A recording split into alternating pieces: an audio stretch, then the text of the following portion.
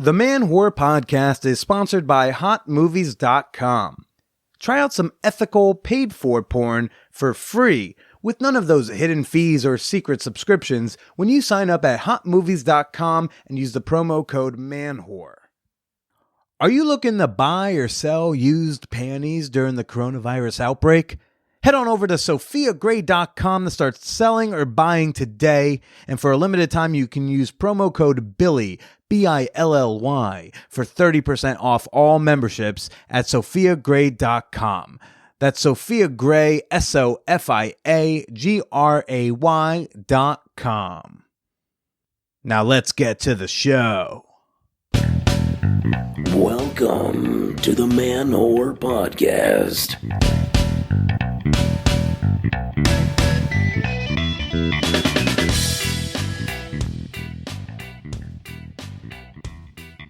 Fuck on the floor, fuck in the shower, fuck in the kids' room, fuck in the parlor. Just don't fuck in that room where grandma died. This is Billy Procida, and you're listening to the Man Whore Podcast. All right, hey people, how you doing? I hope how you doing is inside, despite whatever your stupid fucking governor might be doing. I'm talking to you, fan whores in Georgia and South Carolina and such. I mean, I'm glad I've been hearing stories of fan whores being responsible sluts and postponing threesomes and denying requests from hot people on Tinder. I know it's sad and lonely right now. I know it's frustrating right now to not be off like with all these other partners, or to not get attention from these new people, or to not go to that swinger weekend you were excited about. I know. But remember what Jefferson taught us, episode 17. Jefferson, remember he said, there's always another bukkake. There's going to be another sex party. There's going to be another weekend at that swinger resort. There will be more threesomes, I promise you. It's just not now.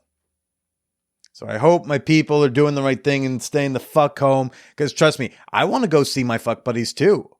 I'm mostly disappointed. I'm disappointed that I live in a country that is so selfish. Like, that truly does make me sad, I will say.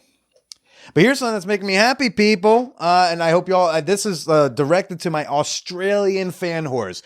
I have an article coming out in Marie Claire magazine in Australia. I have an article coming out about my love on lockdown situation. The whole poly quarantining thing everyone seems so fascinated by.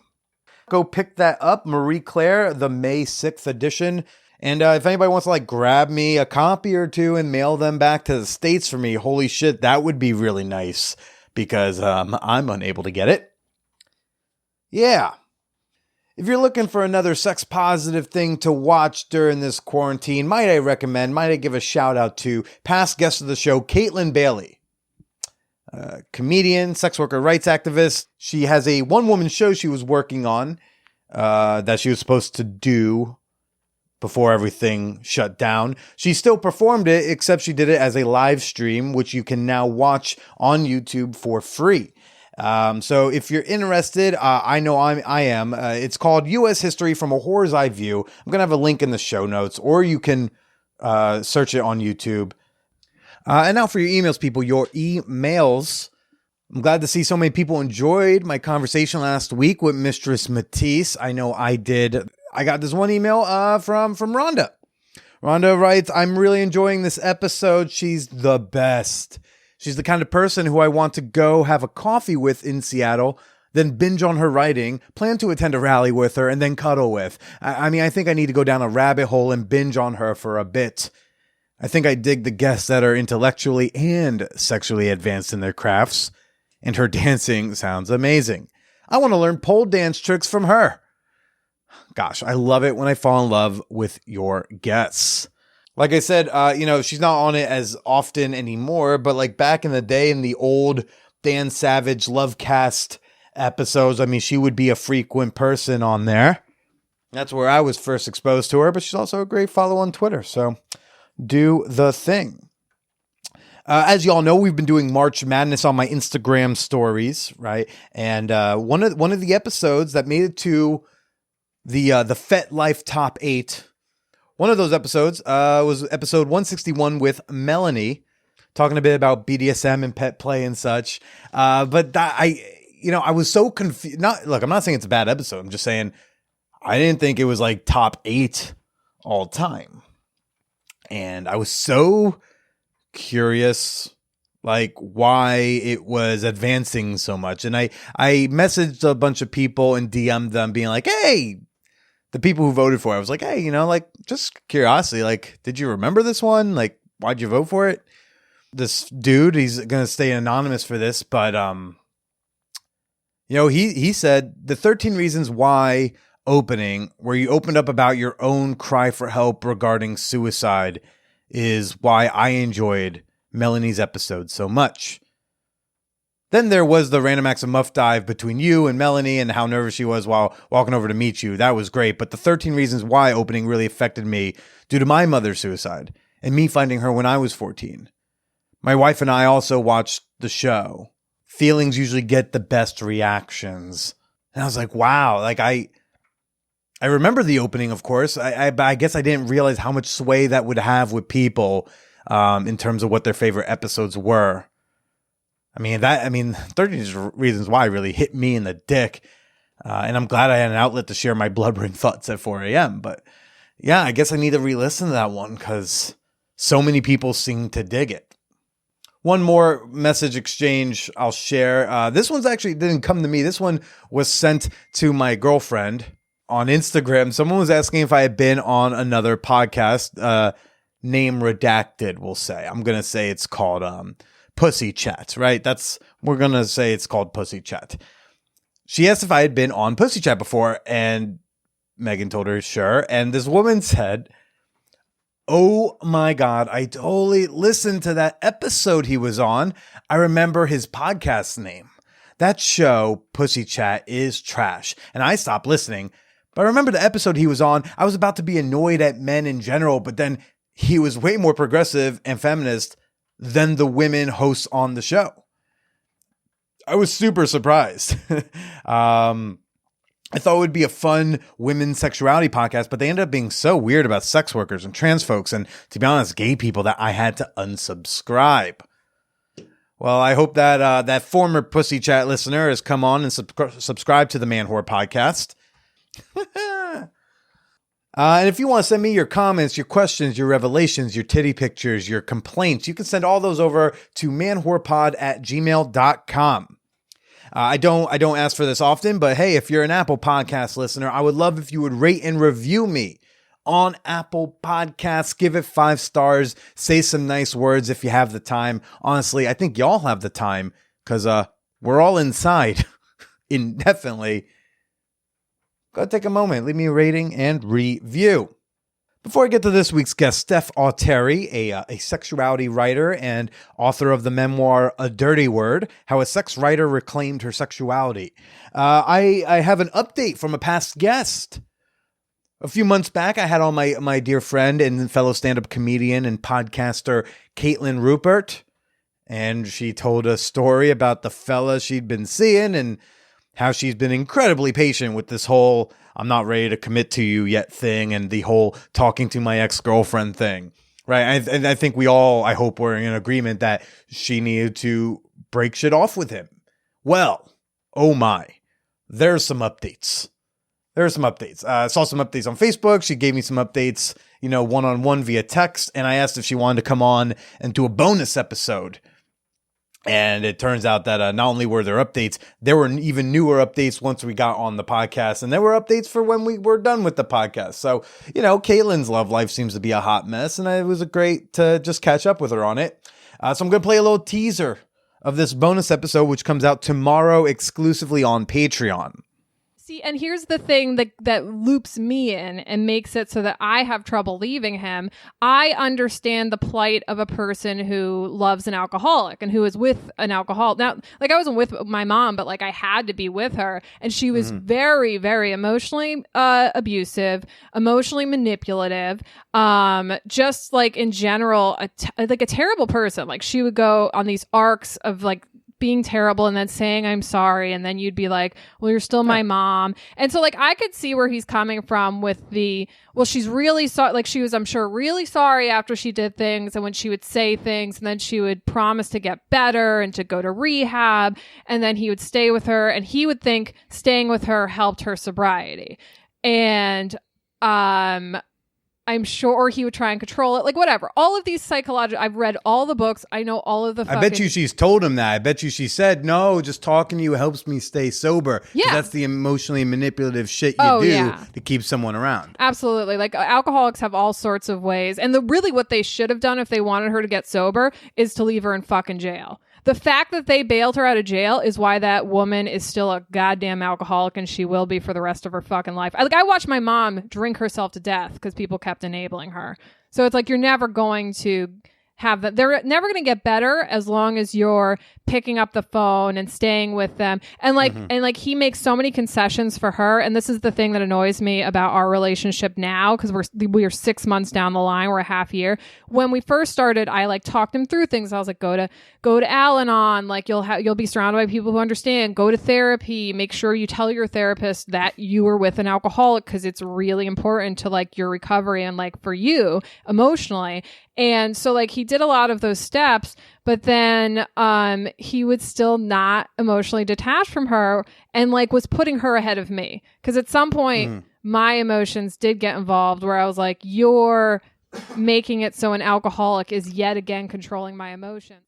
If you want to gain access to the full bonus episode with Kaytlin Rupert, as well as nearly 200 bonus episodes of the Man Whore podcast, become a member today at the $5 tier or higher at patreon.com/manwhorepodcast. That's Patreon, patreon.com/manwhorepodcast.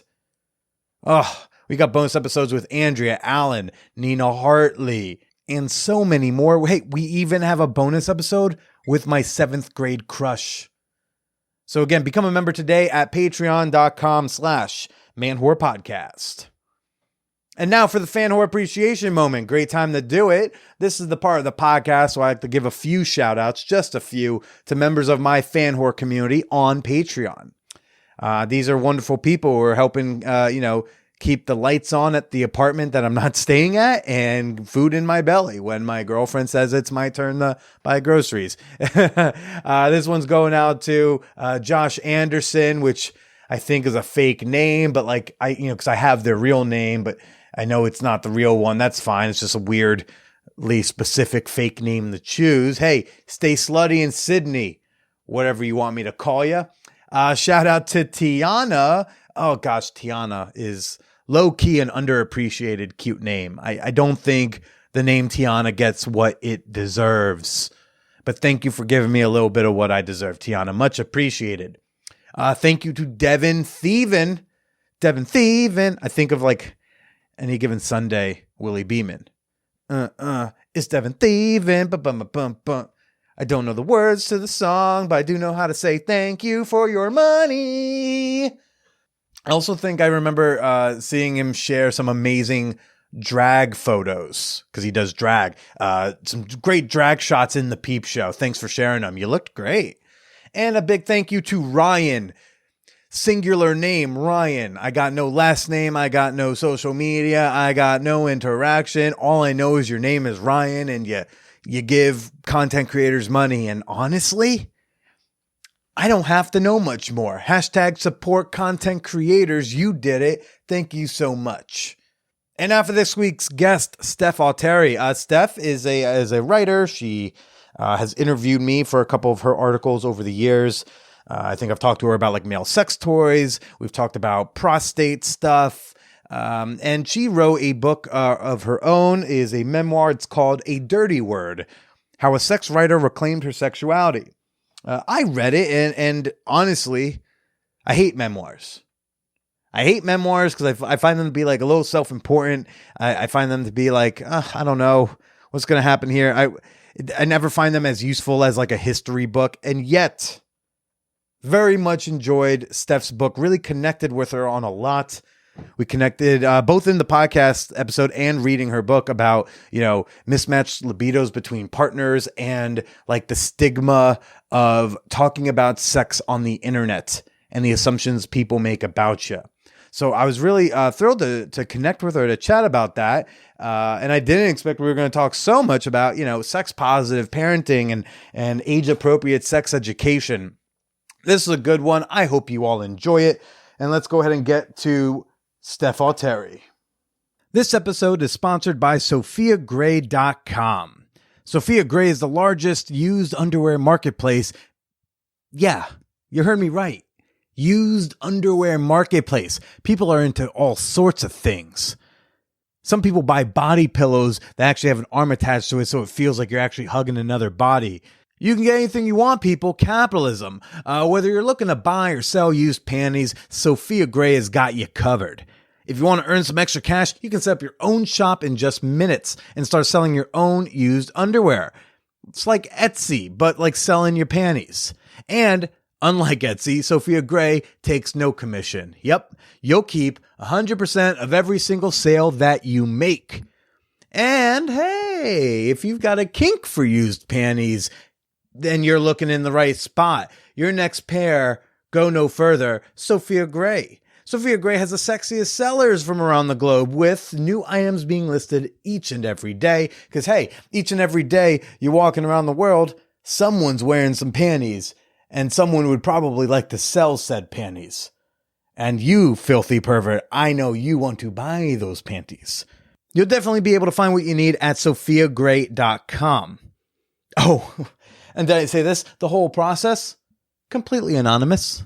Yeah, Sophia Gray will never share, store, or archive your personal information. The name Sophia Gray won't even appear on your bank receipt. So head on over to SophiaGray.com to start selling or buying used panties now. And for a limited time, you can use the promo code BILLY, that's BILLY, BILLY, for 30% off all memberships. One more time, that's promo code BILLY for 30% off at Sophia Gray, SophiaGray.com. I was admittedly a late adopter to paying for my porn. I would pay for a membership here or there, but it was never a good experience because, I'd sign up for a free trial for $2.99 and then it would like automatically enroll me in a $30 monthly subscription. Or, I always felt so limited by getting monthly subscriptions to a Brazzers or a Naughty America or something. And then I found HotMovies.com. HotMovies.com is a pay-per-minute porn site. They've licensed films from all of your favorite studios, from all of your favorite stars. They've got all the fetishes you could fucking think of. Did you know there was amputee porn? I honestly didn't know that until I signed up for a free trial at HotMovies.com. HotMovies.com has been a long-time sponsor of the Man Whore podcast, so I hope you are all supporting the people who support me and this pod. And to show their appreciation to the fan whores, HotMovies.com is offering 20 free minutes on top of any bundle you sign up for. Go sign up for at least a free trial right now. It's really the least you can do because you know what? When you sign up for the free trial and you get those minutes trickle down back to the girls. So do your part. Go to HotMovies.com today, sign up, and use promo code MANWHORE for extra minutes. One more time, that's HotMovies.com, promo code MANWHORE. So I got a job with an organization, ASECT, the American Association Sexuality Educators, Counselors, Therapists. And yeah, the organization that intimidated me out of even pursuing a career in sex education at the bright young age of 18. Oh, no. I went on the website. I was like, maybe I want to be I was a freshman year of college at NYU, studying communications. Didn't know necessarily what I wanted to be yet. Hadn't started doing stand-up yet. But I was like, like sex education, we didn't get any of that in high school or anything. I'd actually think I'm actually outraged at how little I knew. I was like, maybe I want to do that. And you search how to become a sex educator. Right. Asex, like the first thing that pops up. You go on there and it's like, well, you need a bazillion hours of X, Y, and Z. And I'm like, oh, well, guess I'm never going to do that. It's very complex. It is terrifying because at one point I was like, sex ed sucks. maybe I could go into that and make it suck less a little bit in my corner of the world. But it is quite intimidating to think of everything that you need to do. And I'm at a point in my life where I'm like, I can't do anything new. I don't have time for this. What am I going to learn the piano now? Right. But I got this job as a senior writer and editor for them. So I was interviewing a lot of educators, and it got me more interested in what educators were doing. I think they're pretty awesome. And I became more aware of how crappy sex ed is across the country. I mean, it's so all over the place because district by district, these districts are deciding what kids will learn. And some districts, not so fantastic what the kids are getting. And because I had a daughter, I got pregnant. I found out I was pregnant as I accepted the job. So this all of a sudden became a lot more relevant because I was like, oh my God, I'm going to raise my daughter in this world in which everyone's Me Tooing all over the place.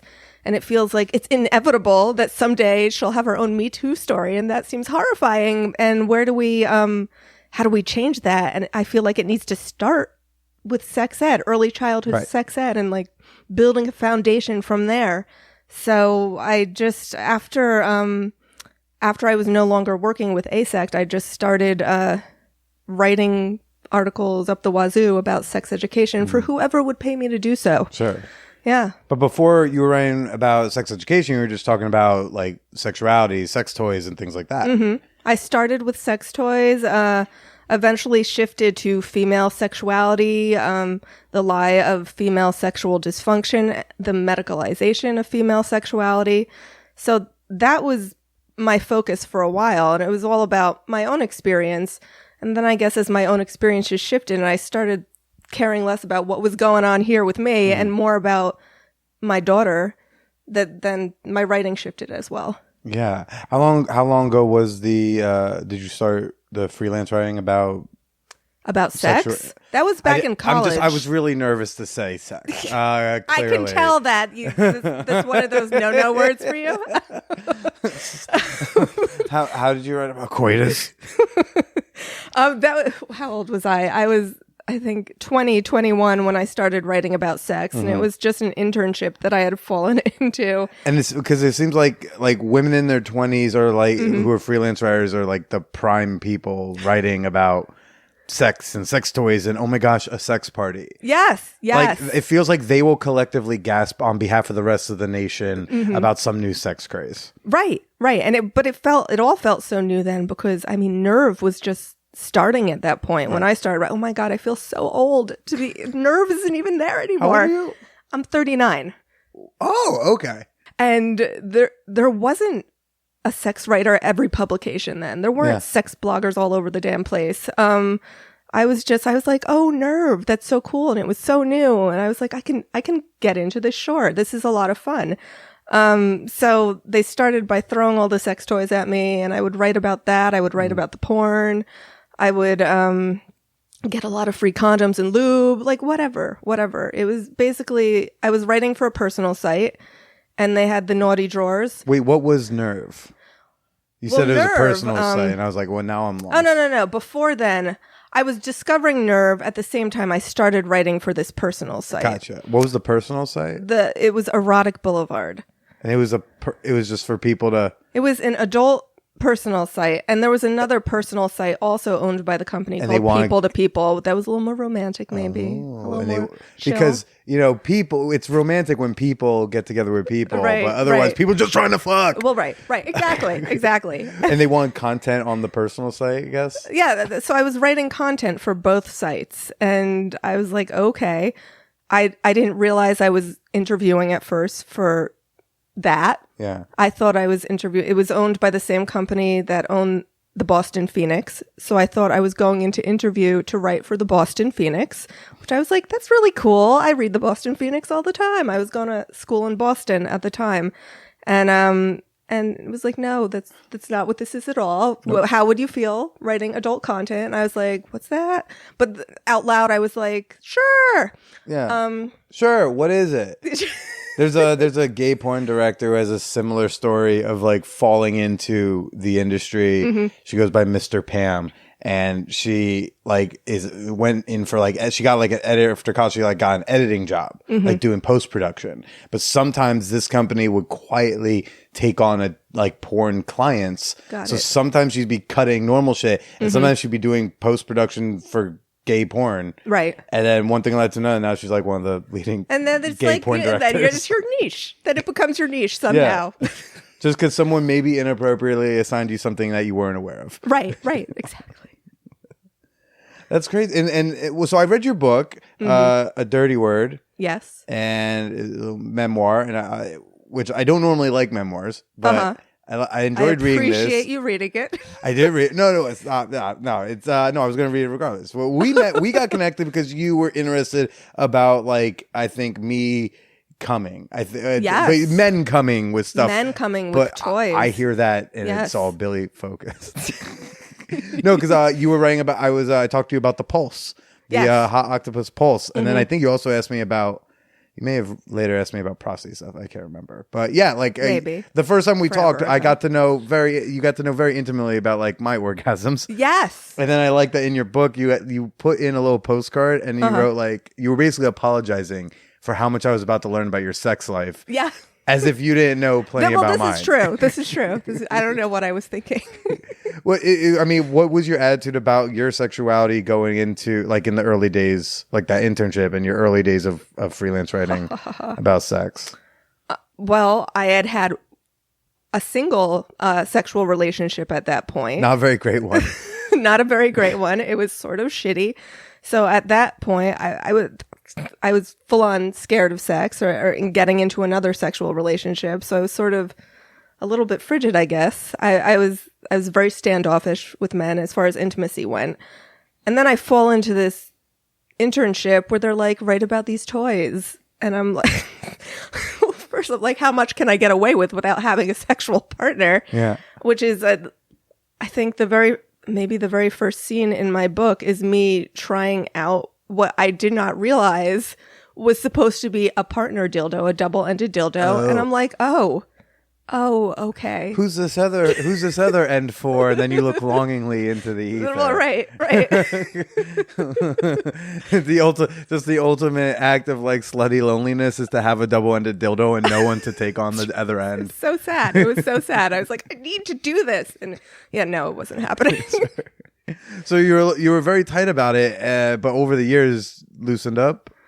I mean, I'm still very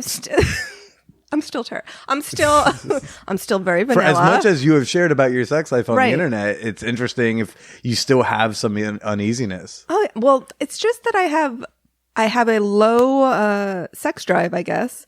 Whatever that means, low sex in relation to whom. Yeah. But I've become more like, it used to be a source of distress for me just because I worried about what that would mean for whomever I was with at the time. These days I'm like, well, that's just who I am. Yeah. That's just who I am. I have a lower sex drive. Fine. It's fine. Yeah. Yeah. There's nothing wrong with that. Me, myself, I wax and wane through high and low sex drives. As everyone does, right? Yeah. But when your profession is around sex and the son that you covered in the book, which I connected to them. I started writing in the margins the most in those portions where, you know, you're sharing how people perceive you or treated you once they learn what you did for work. I get treated a very different way when they find out, like, I talk about fucking for a living. And so, like, I get treated in ways that, like, is fun and, like, novel. But I also get treated in ways that I'm like, you're not talking to a person, you're talking to a topic right now, and you gotta remember there's a human here. Yeah no, people make so many assumptions about you when they hear that you write about sex, and I am like the opposite of that I'm the opposite of that assumption.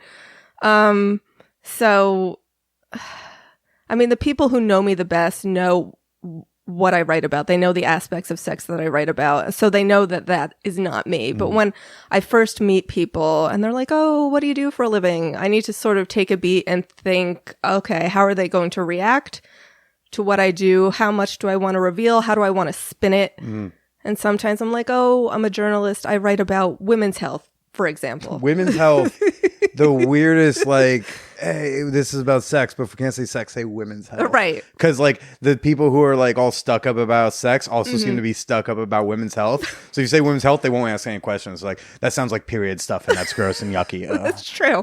That's true. But like dating, what was that? You also went through an interesting time period because you were writing about sex as Googling someone became more and more a thing. Mm-hmm. Like, it's not like starting now where like everyone knows right off the bat whatever you put on the internet's forever. Right. You were starting off before you realized someone might search your name and find things about you. So what was it like dating in this time period where like searching your name is all sex stuff?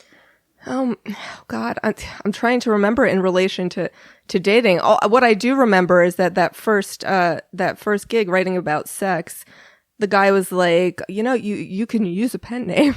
And I was like, are you kidding me? I'm having fun writing. I want my byline out there. Like, it didn't occur to me to care about what that would mean later on. And then later on, I saw it as a great barometer, like how people reacted to it. Like, if you have a problem with this, maybe I don't want to date you or I don't want to work for you or whatnot. So, well, I guess I was going to already ask it anyway, but you bring it up. It's like, I would love to hear both. Do you have can you remember an example, I guess, first in professionally where it was an issue? I feel that, I sort of started with the sex writing, but then left it after I left college and went into traditional publishing. Mm-hmm. So it never came up at that point. But then when I was nearing the end of my time within book publishing, I was starting to search for I was trying to get into freelance writing. And I found that editors were so thrilled that I had that background in the sex writing. So it was actually a boon for me because that was at the very beginning still, because it was 1,000 years ago, that people were starting to bring on more sex writers. And they were really hungry for people who were willing to just write about their sex lives and not be weird about it and to be very open about it, just have a sense of humor around it. So I don't think it ever hurt me professionally. Interesting. I'm working on a project right now with my husband, who's a web developer. I'm putting together an online resource around sex education for people who are looking for more information on sexuality, or for people who are looking for tips on how to advocate for better sex ed within their communities. And we're like a power couple. Let's pitch something to this word camp somewhere in New Mexico because we want to go to New Mexico. So why don't we pitch? Camp? It's a WordPress conference, and they have conferences all over the world. Okay. So, and Michael is very involved in the WordPress world, and so he goes to these conferences anyway. So we thought we could pitch a joint session. And so we communicated with one of the organizers of this conference, and we're like, this is what we want to do a session about. We didn't even send a full proposal, and they just dismissed it out of hand. Like, we don't think that would fit in with our attendees. And I'm like, Michael, what is this all about? I thought we actually had a good proposal here, and we didn't even share the whole proposal. And he's like, well, they might not be comfortable with the topic of sex. And and it's weird because I've been writing about sex for so long, it doesn't occur to me, even though that is literally what I write about, people being uncomfortable about sex. But it still doesn't occur to me. You forget how everyone else might feel about it. Right. Like, do you get like that at parties at all? I get that at social gatherings. Like, I don't know where the boundaries lie sometimes. Right. You go like, I don't know where your boundaries, like shit, piss, and blood, those are the usuals. And everyone's like, no, sex, period. Right. Yeah. Absolutely. Yeah. There's a woman I know who pitched my book to her book club. Okay. And I was like, ooh, that's so cool. That would be great to talk to a group of women about the sexy sex. But one of the women was apparently very uncomfortable it brought up so much for her that she was just like, no, we're not doing this book in the book club. So it takes me aback sometimes. And then I'm like, well, yeah, I mean, that's why I wrote it, right? Because people are so uncomfortable talking about it. And hopefully this can help them talk about it more, but it's not going to work every time. Yeah. So freelance writing about sex toys and porn and stuff kind of transitions to sex ed with the kid because that's like the new interest, right? Because there's a new human involved. And yes. Where's it at now? Is it still in the sex ed world, or are you writing?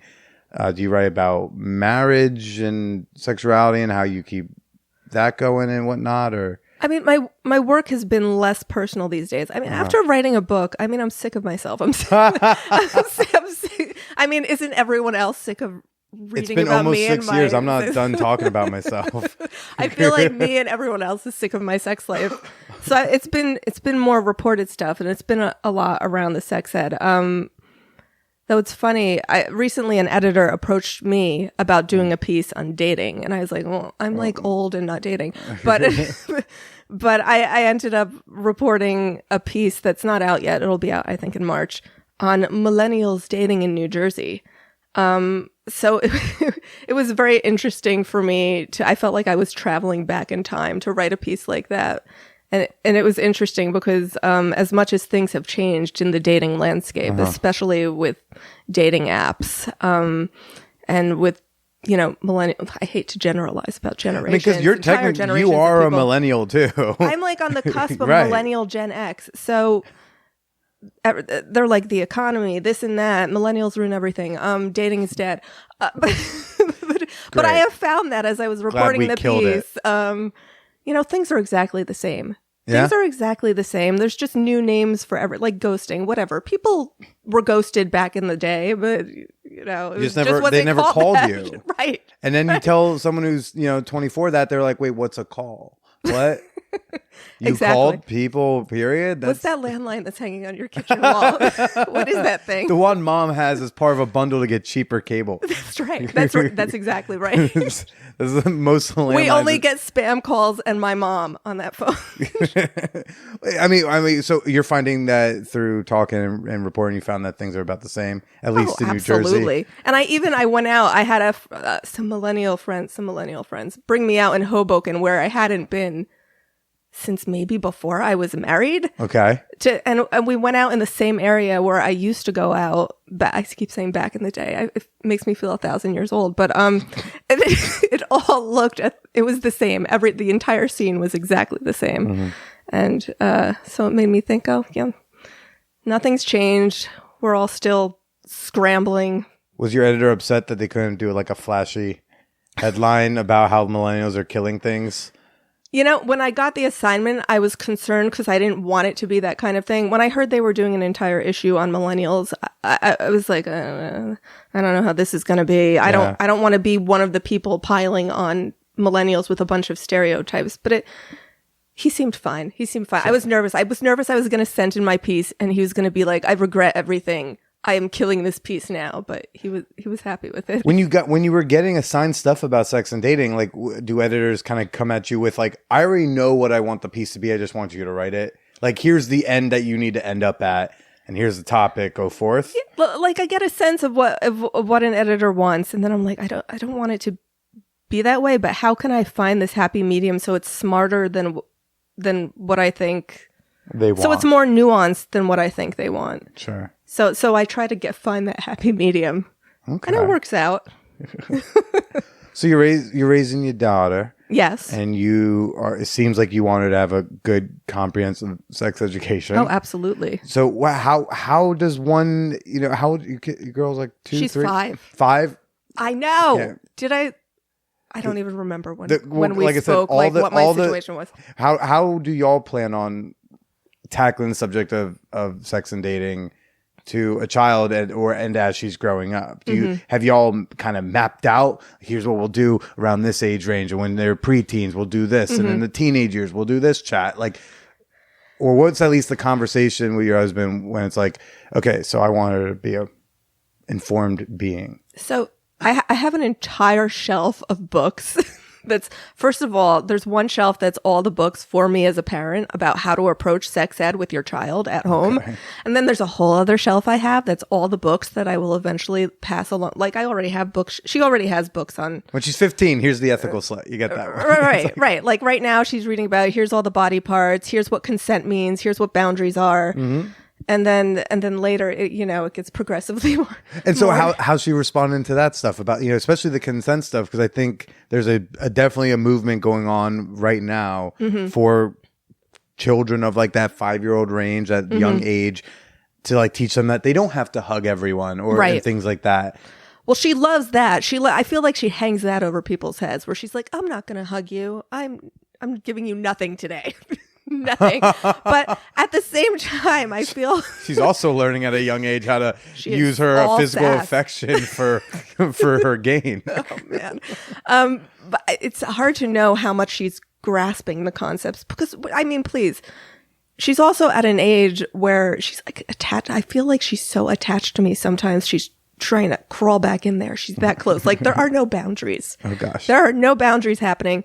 So it's difficult to teach her about respecting other people's boundaries. I feel like she's better at grasping that I can tell people no, but she's not gonna hear God no. forbid someone else. Exactly. She doesn't want to hear no. Forget it. Well, sounds like a boy. No. But was there a conversation between you and your husband at some point, whether when you were pregnant or just when she was born and such? There have been ongoing conversations, and I share with him the stuff I learn about, smart parenting around sexuality.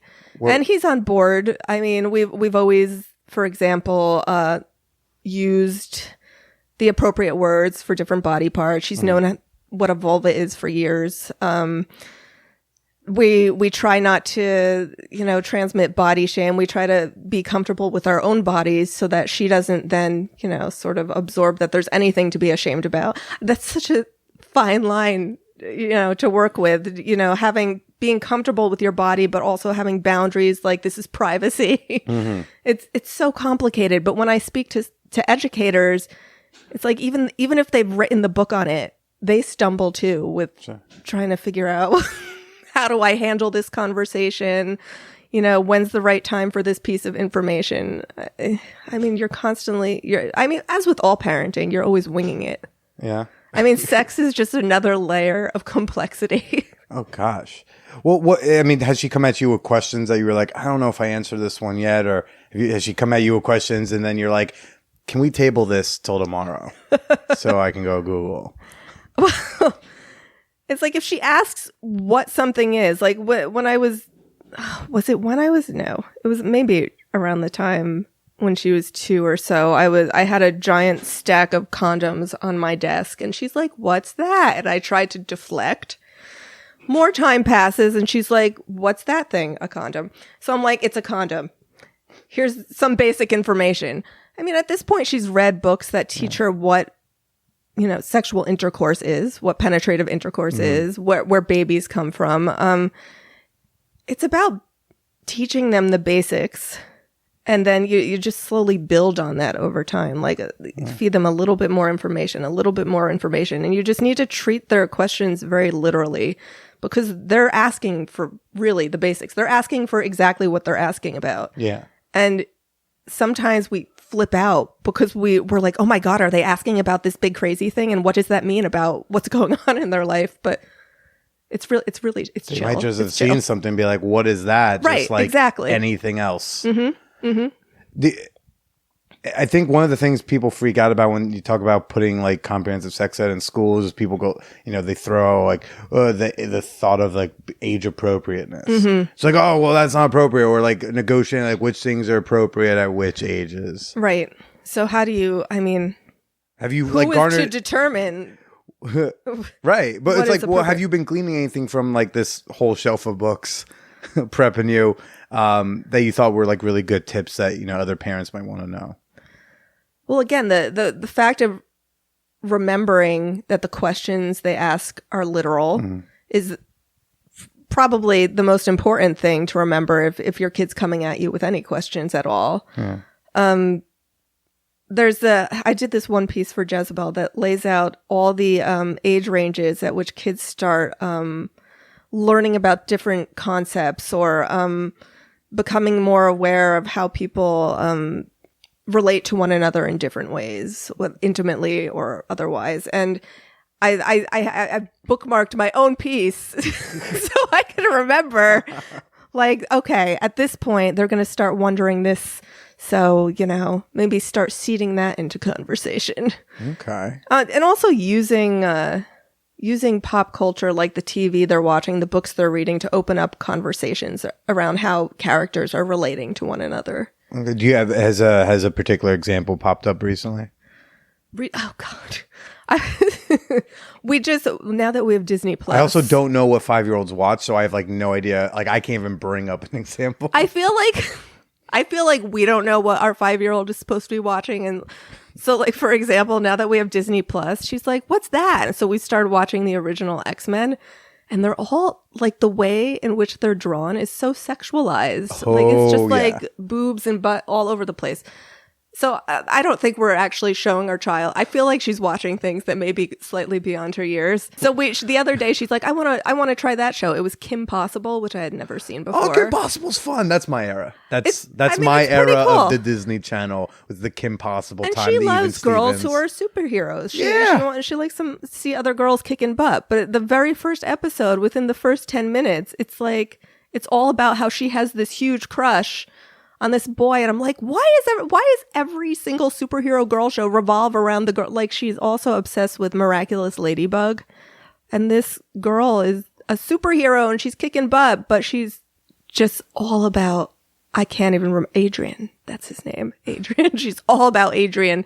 And she just she gets stupid when she's around him. And I'm like, Emily, this show makes it seem like the most important thing in the world is, her relationship with this guy. But there's so much else going on. I mean, there's so much about her and about their relationship to each other that is it's more important than this crush she has. Like, why? And is that a conversation that occurs with you and your daughter? It is. Though I don't think, she's at the age where every time she sees someone kiss or even be affectionate or like make eyes at each other, she's like, oh no, what's happening? And she like covers her eyes and she's so embarrassed. But wait till she Googles her mom in a few years. Oh man. That's a whole other conversation. That's right. Like she has I have a whole set of stickers, like vulva is not a dirty word and sex is not a dirty word. I gave her the female is not a dirty word sticker. She's seen them all, but again, she'll grasp more as she gets older. Okay. You also talked about you made mention of earlier an organization to correct me when I'm wrong. If it's an organization or a place you were writing for to help other parents want to demand better sex ed in their districts? Yeah, so because when I look at the Guttmacher Institute site, Guttmacher is great, and fantastic. SIECUS is great. What was the other one? SIECUS, SIECUS.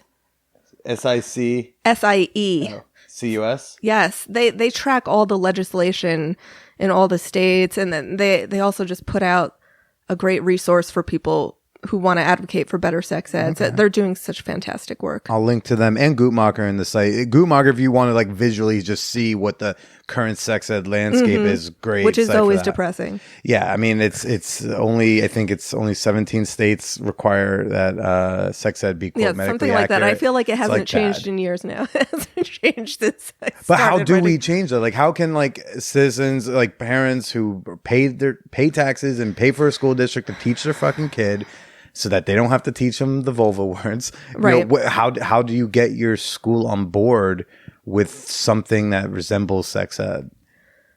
I feel like it's a combination of presenting them with the research, which overwhelmingly shows that abstinence-based sex ed is not doing our kids any favors. I think you need to present them with that research, but also bring in the personal stories maybe, because anytime you're advocating for anything, I mean, you could give people research until their eyes glaze over, but if they don't see the humanity in what those numbers mean, then their hearts aren't going to be changed to be completely like lifetime moment. But they need to be able to connect to a story in order to fully understand the impact of the negative or positive impact of something. Have you done anything in your particular school district? I have not yet. This is. I mean, I also know me. she's young, so but. I've actually been considering. See, I have not been a churchgoer in many years, but I'm considering joining the Unitarian Church just for their fantastic sex ed. Wait, what? Yes. What? The Unitarian Church, they in collaboration with other people have created Unitarian one of Church. one of the hippy-dippy best ones. sex ed curricula out there. And so I'm seriously considering joining the church just so my daughter can benefit from that. For children, or I guess, yeah. And what do they teach? I mean, have you just like seen what they do? I have seen the curriculum. I haven't observed any of their classes. I would love to. Yeah, I pay to stream that. But I mean, it's just an example of it's a good example of what a comprehensive sexuality education curriculum should look like, with all of the information kids should be getting, with all of the inclusivity that kids should be able to have in their education. Yeah, you should. I'll send you a link. Please do. So you want infiltrate? You want to get to the church just the benefit from the sex ed? That's okay. Okay. So if you want to go to your school district and try to make some sort of change, start and tell that personal story, maybe you found some other parents who want to band together and be like, look, here's some numbers, here's some stories. Can we make sure our kids aren't going to leave your school dumb about this? Right. Who do you go to? Like practically, what does one do you think? Usually you go and speak with the Board of Education because they're making a lot of the decisions around which curriculum they adopt. Okay. So it's not just calling your local state rep or something. No. It's the school district. I mean, you could talk to your local state rep to raise visibility or whatnot, but it's really the school administration. It is the Board of Education. It is the other parents in the district too. You want the other parents on board. And the thing with sex ed, we see it's a very vocal opposition to comprehensive sex ed, but the numbers show that it's a very small vocal opposition, that most people... It's like people like Sense8 on Twitter. It's like a lot of people on Twitter want to bring Sense8 back. But if you look at the numbers, not really a lot of people watching. That's always the case, right? It's the most vocal people who are super passionate and intense about something. It's usually there's not as many of them as you would think. What's the usual opposition to having sex ed in schools? See, on both sides, people who want better sex ed, people who want abstinence-focused sex ed, they both want to protect their children. They both want their children to be healthy, to not engage in risk-taking behaviors that lead to STIs or unintended pregnancy. But those who are in opposition to comprehensive sexuality education, I feel like, I know that they feel that teaching someone about sex is tantamount to giving them permission to then be like, go and have all the sex because I am giving you this information. Right. When rather giving them the information allows them to make informed decisions about, whatever they may come up against. I've heard some people do the whole like, well, that's something that should be taught at home. Right. Argument. I go like, but the people at home, they weren't taught sex ed. So why do they know what they're talking about? I mean, ideally, it should be teachers and parents working together. There should be conversations at home for sure. I mean, that's where it should start. But they need to be working hand in hand, because if kids are going to school and not receiving the same information that they're if it's in opposition to what they're receiving at home, then they're just going to be confused as heck. Yeah. And I would like to be in a place where like we could leave it to a talk at home 20, 30 years from now, a generation or two of people being taught it, and then they have kids and then they actually do know what they're talking about. But it's like, we don't have that. Like, I don't trust a kid going and ask their parents everything about STIs, because that parent doesn't fucking know either, possibly. Right. They're just going to Google, and who knows what link they clicked on. This is true. But when parents, the way parents react to the questions, sort of it helps to impart their values to the kid. And then the kid, that's how a kid first starts to develop their own feelings around what sex is and what it should mean to them. Yeah. So if a parent is open to, if they don't know something, trying to figure out the answer together, then that's a lot better than, you don't need to know that yet. Yeah. And now that your kid is of play date age, it's like, is that something you're nervous could be an issue of parents knowing what you've written about and then sending your kid over. I am so concerned that because my daughter may know more than other kids, even if just the correct terminology for things, that she's going to share that information, not thinking it's a big deal with her friends. And then the parent's going to be like, I wasn't ready for my child to know that. I'm nervous about that for sure. I'm curious how you'll try, I guess, negotiate.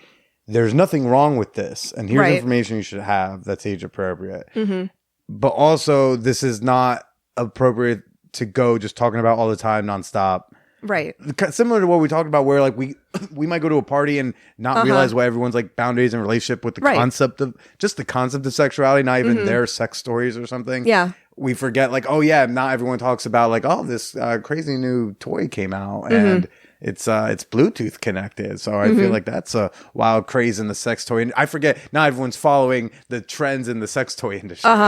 So you have to like teach her like, this isn't something everyone's going to be comfortable talking about, but there's also nothing wrong with it. Really, they're crazy, but also you can't tell them really, they're crazy because, oh God, that'll start a thing. Right. It's like, I don't even know how you'll begin to tackle that. I mean, we're having enough problems with boundaries. I feel like it is a confusing boundary to set.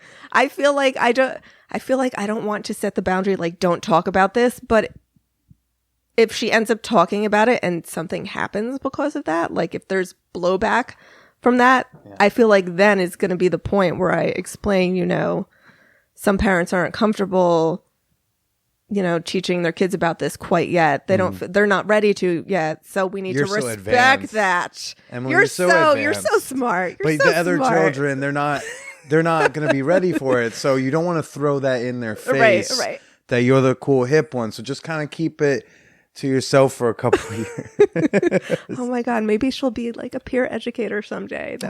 One can only hope and dream. That's right. But it would suck if like her, you guys being sex positive parents, teaching her age appropriate stuff, would lead other parents not wanting her to play with the other kids or, interrupting her socially, or God forbid she had like some shitty teacher who, if she asked one question, the teacher's like, she's, the devil. Right. I mean, you just have to hope, like I do with my sex writing, using the fact of it as a barometer for whether someone is worth working with or engaging with. Like, hopefully, it could be the same thing for her. Like, maybe it's, but then again, parents and kids, I mean, they're not the same. A kid might be okay with it and their parent not, and then that's a shame. I don't know. I don't know the answer to that yet. I'm going to have to like deal with it when it happens. I can't wait to see that article. Yeah. Do you think that's where your writing could get more personal again, as if it is in regard to being a sex positive parent? It could, but I'll need to be careful because I was mommy blogging when Emily was first born and for maybe the first year or so of her life. And then you get to a point where you don't want to exploit your child for your own financial gain. Unless it's a lot of financial gain, then you get a show on TLC. Sure. Then she'll understand. She'll be like, when she's in college, be like, yeah, but that show that traumatized you did pay for college. That's right. But I want her to, I mean, she's going to be at an age at that point when I need to check with her if she's comfortable with me writing about stuff within the context of our lives together. But that's the thing with writing personal stuff anyway. I mean, I've been writing about my sex life, and luckily I have a husband who's fine with it. Yeah. So having married Michael, I mean, my career could have looked very different if I had married anyone else. But Michael is shameless, so he sort of gets a kick out of seeing himself in my work. Someone else maybe would not have been cool with that, and so I would have had to be writing very different content.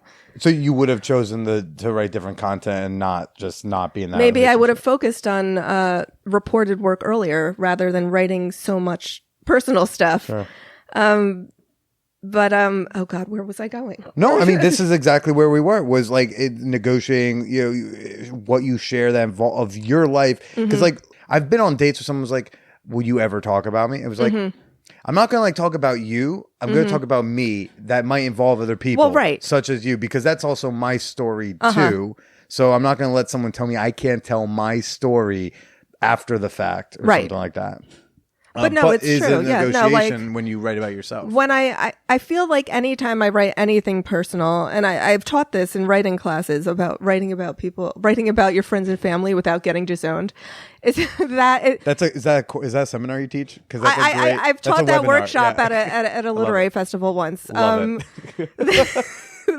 But I teach that when I'm writing about personal stories that involve other people, I'm always harder on myself than I am on anyone else. I mean, because it's my life. My life is the focus. We're looking at me right now. We're looking at me right now. But I'm not going to make any assumptions about anyone else's motivations, what they were thinking in that moment, and I'm not going to cast a poor light on someone just for funsies, because this is about my flaws right now. Yeah. I mean, this is about what's effed up about me. But if you're being like, if you're trying to do it well, you're not going to be focusing on them. Right. But there's a lot of people also don't do it very well who put things out there. But there's no like standard of like what you can or can't do. Because like the criminal standard is that you can't lie about people publicly with malicious intent. Right. Outside of that, you need to decide what you're comfortable with and what you're willing to risk in your personal relationships. Sure, and sometimes even professional, because I think there are certain factions of the sex positive world that are so hyper consent oriented that they've almost like the word it's like used too much, so they'll be like, no, you need everyone to sign off that you shared a thing, and they need to be able to like, proofread the draft and then like also give final approval, and you have to agree to change everyone's names and situations. It's like, but that's not realistic, and it's not the standard, because the same people say that love a Taylor Swift song, and how was that? What was that written about? That's written. I used to work at Gossip Magazine. She gets in relationships sometimes for the content, and so why is it okay when Taylor Swift does it, but someone who's not nearly as famous does the same thing? And it's so odd to negotiate. And you need to figure those things out for yourself. You need to figure out if there's fallout, are you okay with that? I would argue this is, I don't think the people who claim like, well, I'm a private person, I would be like, unless your Facebook and Twitter and Instagram are all set to private, I don't think you're a private person. I think we have all, by being on these social media channels, have placed ourselves in the public eye. Right. And therefore on a spectrum of severity, are open to public ridicule, because the same people who would get mad that like you told a sex story about them loves that meme that person didn't agree to, didn't intend to become a meme. It was just his yearbook photo. Yeah. Right. So I think a lot of people, they don't think about much until it happens to them. Right. And in the way the internet and content is, personal stuff is really hot. And that's going to involve other people if only one person's telling it. And interesting. But when it comes to the kids' stuff, is a whole different dynamic. Oh, yeah. Because that kid's not even cognizant enough to know what's happening. Right. And she should be able to have it. That's what, I started getting uncomfortable with writing about her, because I was like, if she read this years later, how would she feel about it? And she's going to feel differently at different 12 stages, verse 17 verse 37. Because, by 37, she'd be like, oh, it's great that I have this to read back on. Right. But the 17-year-old version would be slamming the door, and right before she does, be like, I can't believe you used me for clicks. Right? It's like, what's, who knows what's right? Yes. It's so hard. And he took well to the writing about this. I think you may have, when we did a phone interview about the Pulse, you might have made mention of like, oh yeah, just everyone knows about like all the sex toys my husband has had to use for me. He's very good. the poor man. Yes. He's put up with a lot. He has, but I feel lucky. Like, he's gone to a cuddle party with me, which neither of us, we were both like, this isn't really our scene, but he did it because I was writing about it for Nerve. Sure. Was there a Reed Mahalko cuddle party? Just curious. You know what? I felt like that was like, he was one of the people where like he made that like his thing for. It may have been before I knew who he really was. Yeah. Like, because it was. Wait, who he really was? No, like, I mean, he's like a big educator, or who he really was. No, I mean him as an educator. I'm sorry, Reed. No, that's not what I meant. Hey, Reed. No, I'm knowing him as, a big name within Right. the sex ed world. So at the time you were like, some guy's throwing a cuddle party. Right. It wasn't like Reed Mahalko's throwing a cuddle party. Right, Yeah. exactly. But it was still It's so so new weird for where me. like a sex celebrity is. Right. And how not celebrity it is overall. So he was Michael was game for so many things. I mean, we did do you know Jamie Waxman at all? I know. Oh, Jayme. Yeah, I know who that is. I've followed her on Twitter, I think. I met her at a sex party a billion years ago, and she ended up For research? I'm trying to remember. I did end up writing about it, but the hostess had invited me after I had interviewed her for some homework assignment I had. It's all very circuitous. Sure. Yes. So I met Jamie, and then she was doing a story for Women's Health where she was giving sex homework to couples who were having sex issues. Sure. So I convinced Michael that we should participate in this story for Jamie. Did you convince him y'all had issues? I mean, here I am, the low libido person. He has a higher libido than me. So we had to, our homework was to go to a sex shop together, pick out something, give it a test drive, write about it, or tell Jamie about it. The thing was, we had to do a photo shoot too. So there we were awkwardly posing with sex toys. It was the most awkward thing ever. It's terrible. But I went away on a conference. I was still working in book publishing, and Michael calls me while I'm at the conference, and he's like, "Oh my God, the people in my office know." Because someone in his office had been flipping through Women's Health, and they're like, "Oh my God, is this you?" And then, like wildfire, it spread throughout the entire office, and people were giving him so much shit about it. What kind of shit? Well, people were just making fun of him for even participating in such a thing. And there were lots of jokes. People were like making noises, like vibration noises, because, vibrator queen, woohoo. Yeah, it's like, wait, why was this bad? Right, People right. are coming in this thing. But, it was more of a conservative work environment at that time. You ever hear the Lenny Bruce? You ever listen to Lenny Bruce? No. Joke? He had one joke about the word, the word come. And it's like, if that word makes you feel, uncomfortable, and the whole list of negative adjectives, like if you feel this, that, and the other thing, when you hear that word, you probably can't come. Maybe that's really the Right. issue here. Right. So there was clearly a lot of discomfort around the office, but, How do you handle it? even after that, I mean, he just, laughs it off. He's very good at that. And even after that, he was still fine with me writing about sex. I mean, he might not share all of my stories on his Facebook, even though the people, like his family, they're also following me. It's not like they're not aware of what I write about. But he never suggested that I should stop writing what I write, and I feel lucky for that. Yeah. That's beautiful. Yeah. How do the conflicting sex drives work out? I mean, are y'all are, because from what I took from the book was it seemed like y'all are a monogamous marriage. Yes. So how do y'all handle the differing libidos? I mean, it's still a constant negotiation. There's just a high lotion budget. That's right. With so much lube. And yeah, that's right. We just need to be cool with the fact that, and I need to be like, Stephanie, sometimes you have to just push yourself a little more there. You just need to at least, because a lot of the time, I mean, this is getting into Emily Nagoski's talk around how arousal works and how often you need to be stimulated before you can become aroused. It's not like instant, I'm going to be in the mood. So sometimes I need to be like, Stephanie, why don't you just roll with some intimacy here and see what happens? Instead of just being like, nope, not in the mood. Let me read. So Is that working? I mean, sometimes it works sometimes it works, sometimes it doesn't.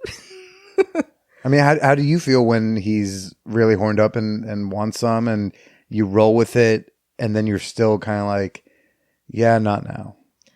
Well, sometimes I roll with it and I'm like, okay, we did that. It's done. But sometimes I'm like, nope, I can't go with it right now. I feel guilty, but I don't feel as guilty as I used to because again, I know there's no such, though people usually feel that the person with the lower libido is the problem. I'm air quoting right now. I know no one can see my air quotes, but they feel the person with the lower libido is the problem. And thanks to like books like Emily Nagoski's Come As You Are, I realized that, you know, I'm not the problem. That's just my sex drive. It is what it is. And, you know, being in an intimate relationship with someone, it's just constant negotiation. I mean, in sex and in everything else. Right. What kind of like clear conversations happen around that topic over the years, of course? It's interesting because for me, the conversations started very early on in our relationship. When our relationship began, I was in that point where I was like, I clearly have female sexual dysfunction. There is something wrong with me. So our conversations were a lot about how can we fix me? Like, how can we work on this? And that was me using sex writing as like a way to like shock myself into enjoying myself. I don't know, figure out how I can boost my libido. And so the conversations early on in our relationship were very much of that tone. Like practical. Right. Like what can we do? Let's try this new thing and see how that goes. But then once I realized that I'm not a problem, it's just like we have a couple problem here, or maybe it's not a problem, let's figure it out. Then the tone in conversation shifted. And you know, being married to me, Michael is very...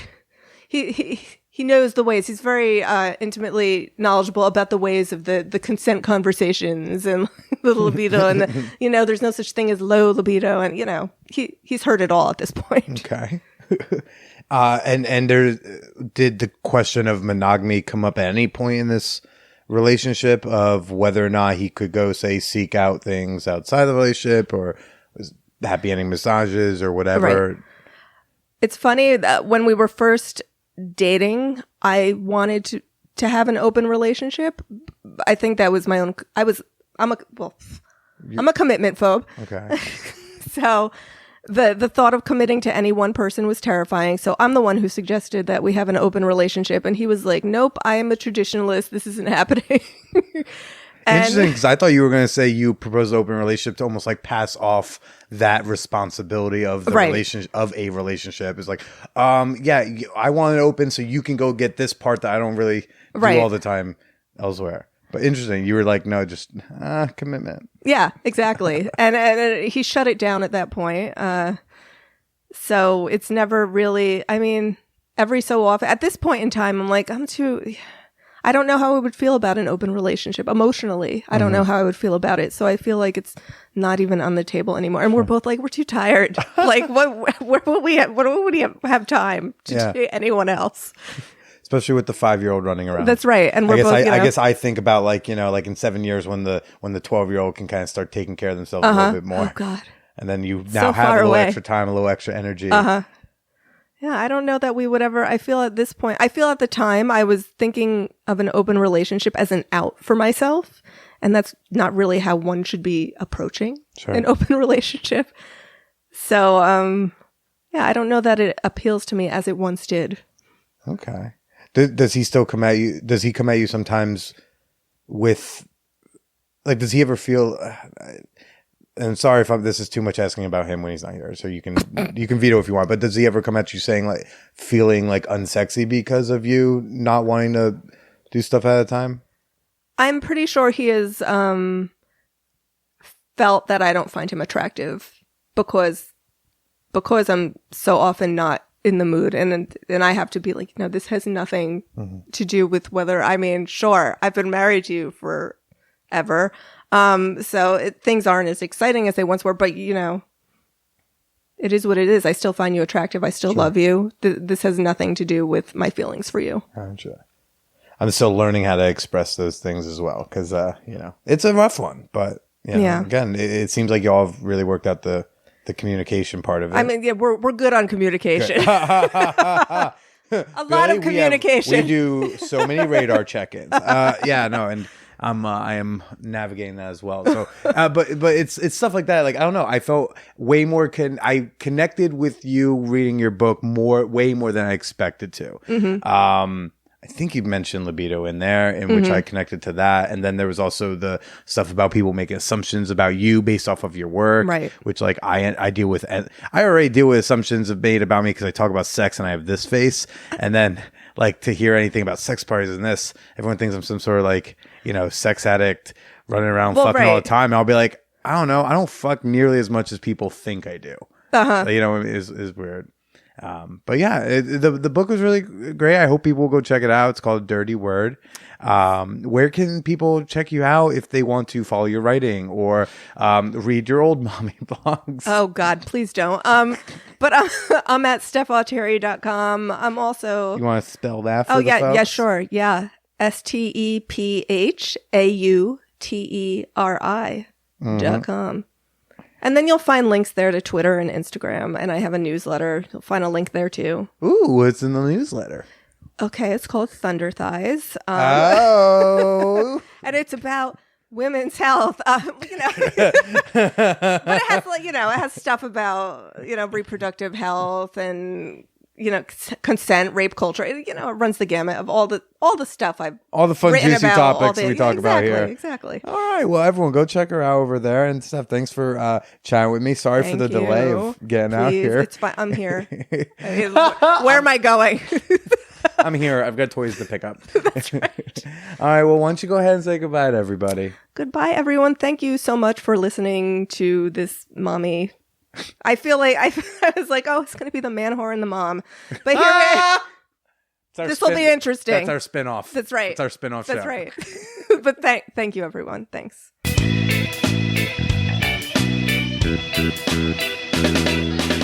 Okay, not for nothing. That the little knock on Reed Mahalko. I'm just Josh in there.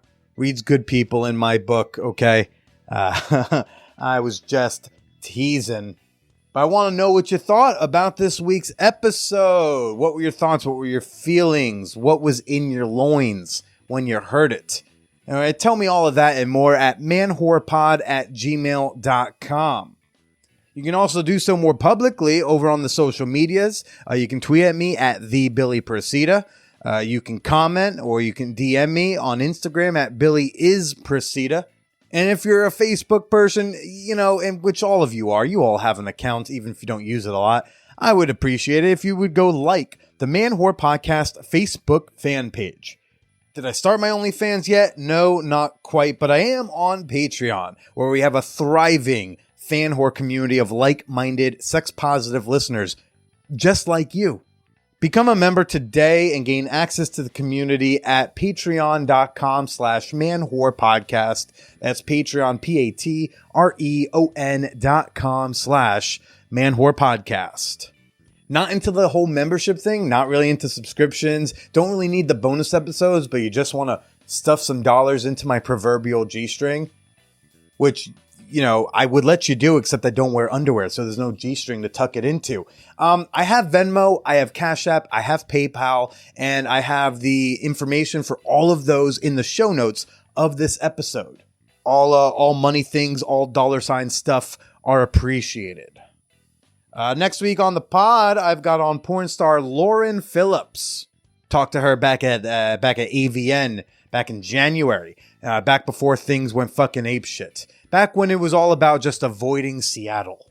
We'll go back in time to a better time with her next week. We got the bonus episode with Kaytlin Rupert out tomorrow and another Corona cast this Saturday. Please stay the fuck home. Please stop trying to organize gangbangs during a pandemic.